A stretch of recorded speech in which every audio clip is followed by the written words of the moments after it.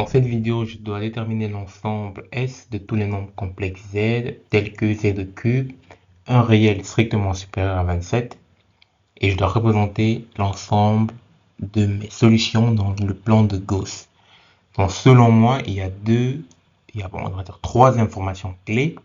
Il y a le fait que Z est un nombre complexe et que Z au cube est un nombre réel qui est strictement supérieur à 27.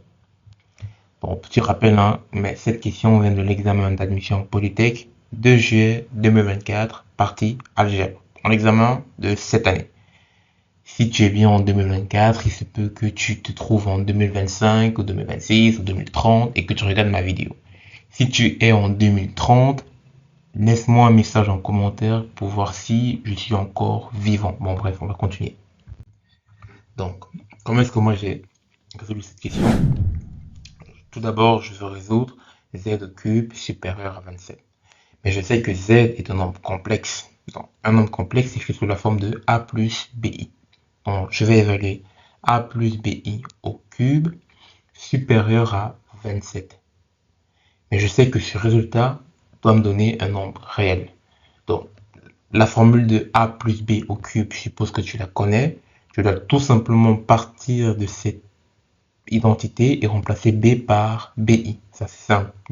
Tu peux faire A plus BI, multiplier 3 fois, mais bon, si tu connais déjà la formule de A plus B au cube, c'est bien. Si tu ne connais pas, tu recalcules juste à la main, tu dois juste faire A plus BI fois A plus BI fois A plus BI. Si tu fais ça, tu trouves ça.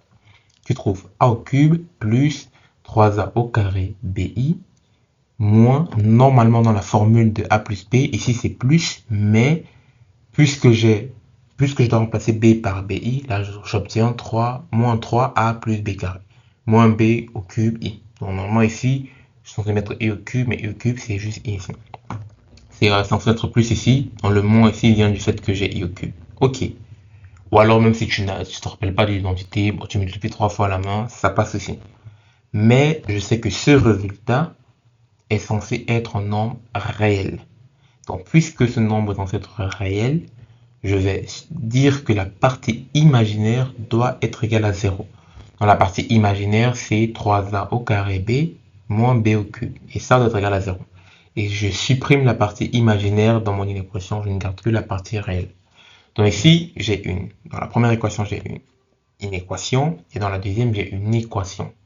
Donc c'est toujours beaucoup plus simple de partir de la résolution de l'équation avant de résoudre l'inéquation. Donc je vais me concentrer à la résolution de mon équation. Cette équation, elle est simple à résoudre. Je commence par factoriser le P. C'est simple, donc il me reste 3A carré moins B carré facteur fois B est égal à 0. Et si j'ai deux produits nuls, donc je vais dire que soit B est égal à 0, ou soit 3A au carré moins B carré est égal à 0, donc B vaut plus ou moins racine carrée de 3A.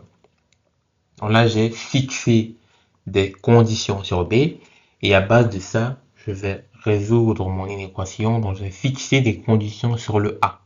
Fixer des conditions sur B, c'est équivalent à fixer des conditions sur A. Ils sont liés par une équation en fait. Donc si je fais ça, dans le cas où A est égal à 0, je prends cette équation.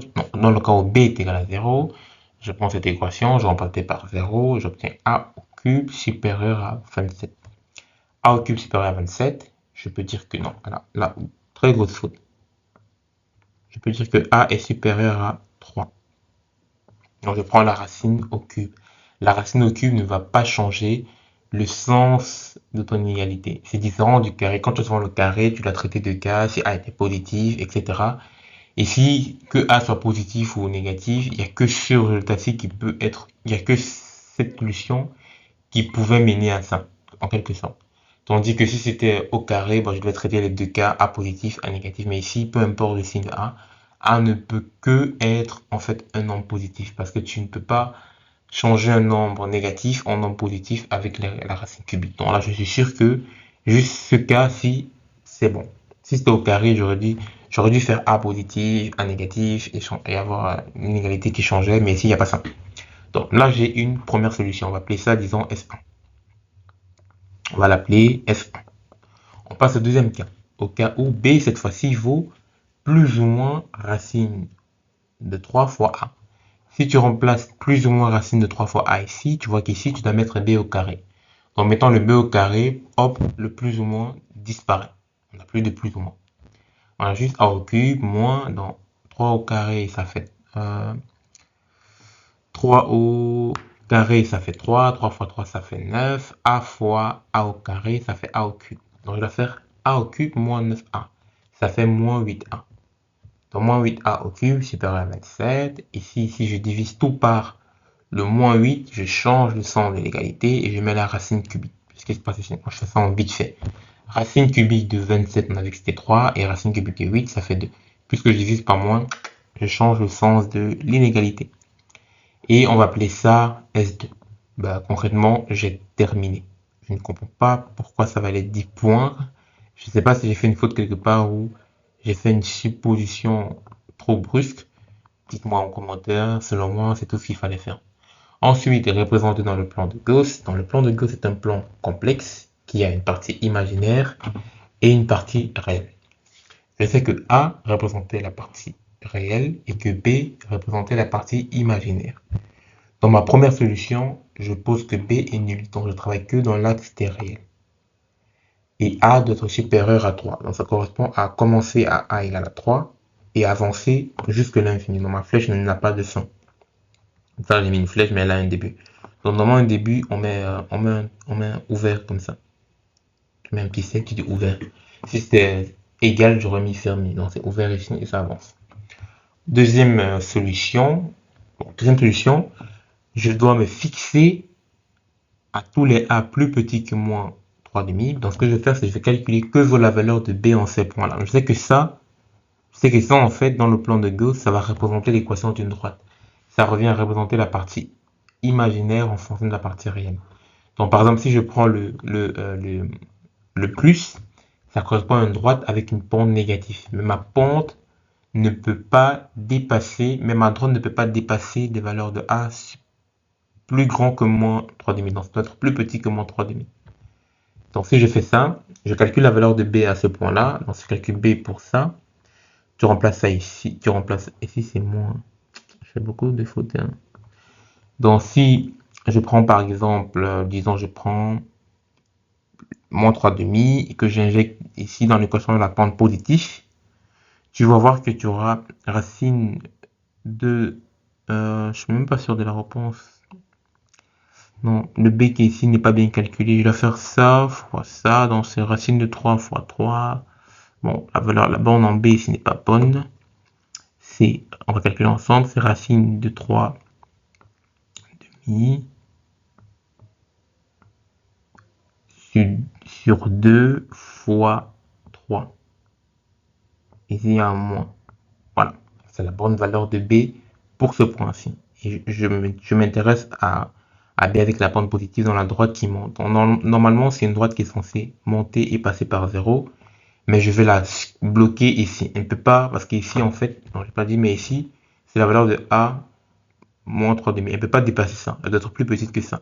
Dans la partie qui est ici, qui continuait, en fait, je l'efface. Je cale ici.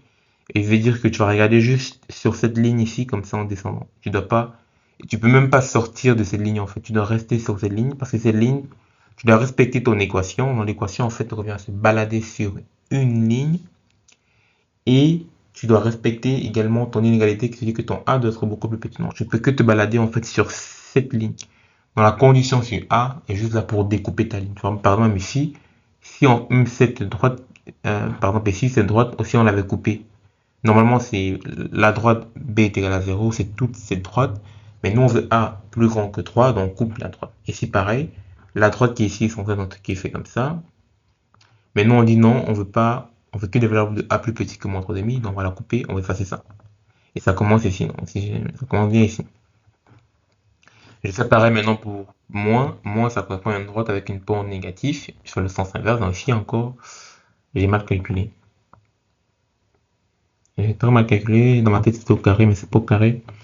Donc c'est plus cette fois-ci, donc je prends le point négatif, donc je prends le moins, donc plus racine de 3 sur 2 fois 3. Et C'est une droite avec une pente négative. Donc, c'est une droite normalement qui continuait comme ça et qui passait par l'origine. Donc, j'ai mal dessiné. J'ai mal dessiné. Donc, c'était normalement une droite qui continuait comme ça et qui passait par l'origine. Donc, ça, et suppose que ça passe par l'origine. Mais toi, tu veux que des valeurs de A plus petites. Donc, toi, tu veux plutôt des valeurs qui vont se couper ici. Donc, qu'est-ce que tu fais? Hop, tu effaces là, tu tronques ta droite. Tu t'arrêtes là. Tu regardes juste ça. Et c'est tout. Donc là, c'est l'ensemble des solutions. Ce qui est important, c'est de bien, c'est qualitatif. Hein. Tu n'as pas besoin d'avoir une précision ultime dans ton classe. Je vais juste montrer où ça commence, où ça se termine, et peut-être à la limite donner l'équation de la droite. Donc dire que ça, c'est l'équation de la droite b moins racine de 3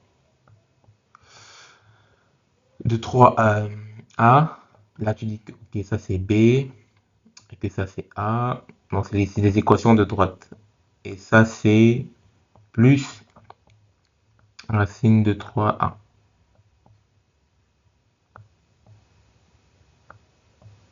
En b est égal à plus racine de 3. Là, tu as les équations de droite. Et ton inégalité est juste là pour tronquer tes droites. Parce qu'une droite s'étend vers une droite s'étend jusqu'à l'infini. Là, tu as des demi-droites qui représentent l'ensemble de tes solutions. Bon, c'était tout pour cette vidéo. N'hésite pas à me dire en commentaire s'il y a une faute, s'il y a un calcul qui est mal fait. Selon moi, c'est un peu simple pour 10 points. Je ne sais pas pourquoi. Pourtant, les questions sur les intégrales étaient beaucoup plus compliquées, ça valait beaucoup moins de points. On se retrouve demain pour la prochaine vidéo et bonne chance pour ton examen de vendredi. C'était Zipril. Salut.